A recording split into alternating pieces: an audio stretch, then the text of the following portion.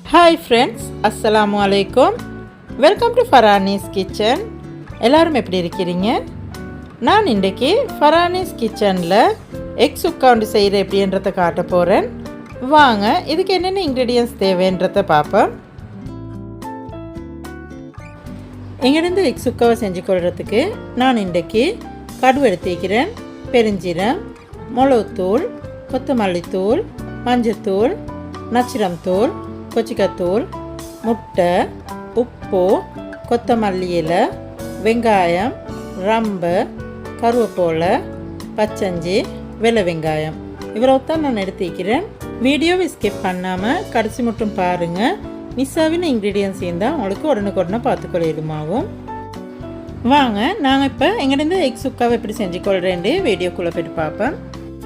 ஃபர்ஸ்ட்டுக்கு எங்கேருந்து எக்கை பாயில் பண்ணி எடுக்கிறதுக்கு நான் பொட்டோனில் தண்ணி கொஞ்சம் ஊற்றி அதில் உப்பு கொஞ்சமாக போட்டு எங்கேருந்து தண்ணி கொஞ்சம் சூடாகி வரக்காட்டி வச்சுக்கிறேன்.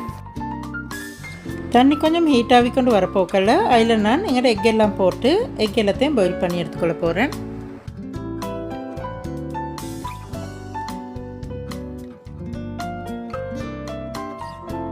பத்து 15 நிமிஷத்துக்கு போகிறோம் எங்களோட தண்ணி நல்லா கொதிக்குது, உங்களுக்கே விளங்குதாய்க்கு எங்களோட முட்டையும் நல்லா வெந்து வந்திருக்குது.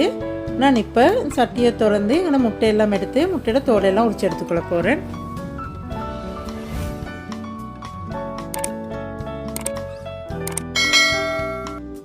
நான் இப்போ முட்டையெல்லாம் அவிச்சு எடுத்துட்டு அதோட கிரேவியை செஞ்சு கொள்றதுக்கு பேன் ஒன்று அடுப்பில் வச்சுக்கிறேன்.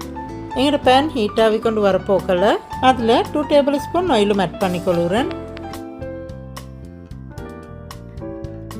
ஆயில் கொஞ்சம் நல்லா ஹீட்டாகி கொண்டு வரப்போக்கல அதில் நான் பெருஞ்சீரகம் 1/2 டீஸ்பூன் ஆட் பண்ணி கொள்கிறேன்.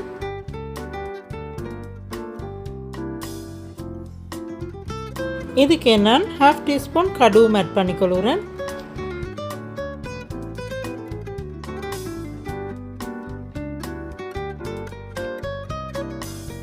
கடுகு கொஞ்சம் வெடிச்சு கொண்டு வரப்போக்கல அதுக்கு நான் கருவேப்பிலை கொஞ்சமாக போட்டுக்கொள்கிறேன்.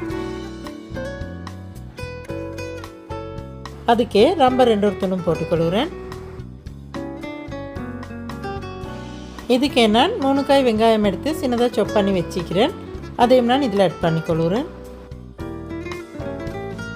எல்லாத்தையும் போட்டு இதுக்கு நல்லா மிக்ஸ் பண்ணி எடுத்துக்கொள்ளணும்.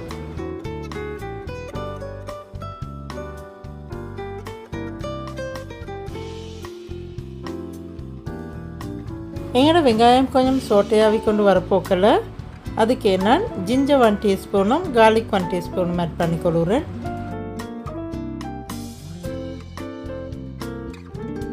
எங்களோட வெங்காயம் கொஞ்சம் நல்லா சோட்டையாகி கலர் மாறிக்கொண்டு வரப்போக்கல நான் இதுக்கு 1/4 கப் தண்ணி ஆட் பண்ணி கொள்கிறேன்.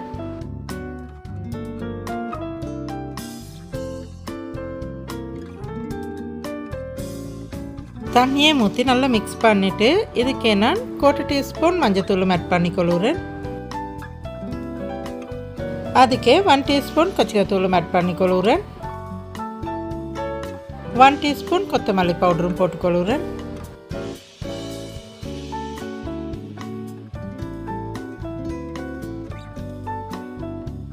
எல்லாத்தையும் போட்டு நல்லா இப்படி மிக்ஸ் பண்ணிவிட்டு இதில் தண்ணி வற்றி கொண்டு வரப்போக்கல நான் இன்னொரு 1/4 கப் தண்ணி ஆட் பண்ணி கொள்கிறேன். தண்ணியை ஊற்றி நல்லா மிக்ஸ் பண்ணிவிட்டு இது கொஞ்சம் கொதிச்சு கொண்டு வரும் வரைக்கும் நான் இதை கொஞ்சம் குக் பண்ணி எடுத்துக்கொள்ள போகிறேன். எங்கிட்ட இந்த கிரேவி கொஞ்சம் நல்லா கொதிச்சு கொண்டு வரப்போக்கல நான் இதுக்கு உப்பு கொஞ்சமாக ஆட் பண்ணி கொள்கிறேன். நீங்கள் உப்பு போட போக்கல பார்த்து உங்களோட டேஸ்ட்டுக்கு போட்டுக்கோங்க. எங்களோட கிரேவி கொஞ்சம் கொதித்து நல்லா தண்ணியும் வற்றி திக்காகி கொண்டு வரப்போக்கல நான் இதுக்கு 1/2 கப் திக்கான தேங்காய் பால் ஆட் பண்ணி கொள்கிறேன். பாலையும் ஊற்றி இப்படி கொஞ்சம் நல்லா மிக்ஸ் பண்ணிவிட்டு நான் அடுப்பாக ஹை ஃப்ளேமில் வச்சு இதை கொஞ்சம் குக் பண்ணி எடுத்துக்கொள்ள போகிறேன். எங்களோட கிரேவி கொஞ்சம் இப்படி நல்லா கொதிச்சு கொண்டு வரப்போக்கல நான் இதுக்கு நாங்கள் அவிச்சு கொண்ட முட்டையை எடுத்து அதில் சின்ன சின்ன கட் கொஞ்சம் போட்டு எடுத்துக்கொள்ள போகிறேன். நான் இப்போ இப்படி காட்டுற மாதிரி அவிச்சு தோல் உரிச்சு கொண்டு எங்களோட முட்டையை இப்படி சின்ன சின்ன கட் போட்டு எடுக்கணும். மிச்சம் டீப்பாக உள்ளுக்கு வெட்டிப்படாமல் மேலுக்கால கொஞ்சம் சின்ன சின்ன கட் போட்டு எடுத்துக்கொள்ளணும். ஒரு 4-5 கட் போட்டு எடுத்தால் போதும்.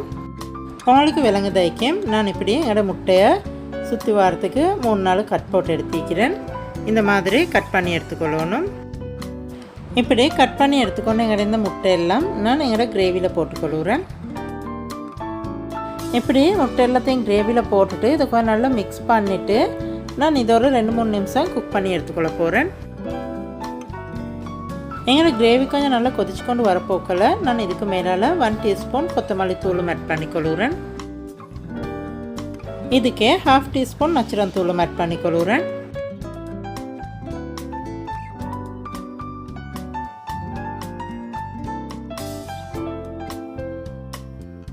கிரேவி கொஞ்சம் திக்காவி கொண்டு வரப்போக்கில் சின்னதாக வெட்டி கொண்டு கொத்தமல்லியில் கொஞ்சம் நான் மேல்கால போட்டுக்கொள்கிறேன்.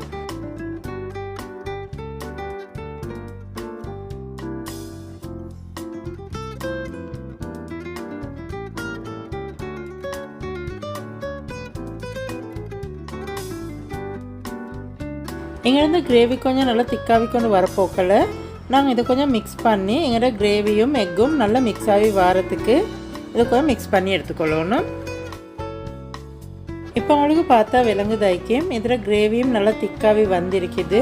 எங்களோட முட்டையிலெல்லாம் இந்த கிரேவி நல்லா பட்டு மிக்ஸ் ஆகி வந்திருக்குது. எங்களுக்கு இப்போ இந்த அளவு போதும். நான் இப்போ அடுப்பை ஆஃப் பண்ணிக்கொள்ள போகிறேன். இது நாங்கள் இன்றைக்கி ஃபரானிஸ் கிச்சனில் செஞ்சு கொண்ட எக் சுக்கா. இது நீங்களும் செஞ்சு ட்ரை பண்ணி பாருங்கள், உங்களுக்கும் நல்லா பிடிக்கும். இது நல்லா டேஸ்டான டிஷ் உண்டு. நீங்களும் செஞ்சு ட்ரை பண்ணி பார்த்துட்டு உங்களோட கமெண்ட்ஸ் எங்களுக்கு சொல்லுங்கள்.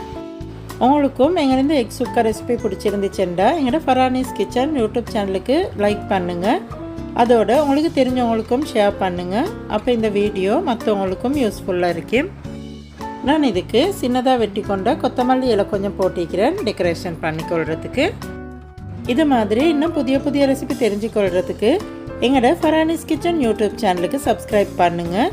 அதோட சைடில் வர பெல் நோட்டிஃபிகேஷனில் ஆல்ன்றதை ப்ரெஸ் பண்ணுங்கள். அப்போ நாங்கள் போடுற அடுத்தடுத்த புதிய புதிய ரெசிபி உடனுக்குடனே உங்களுக்கு தெரிஞ்சுக்கொள்கிறதுக்கு ஏழுமாவும்.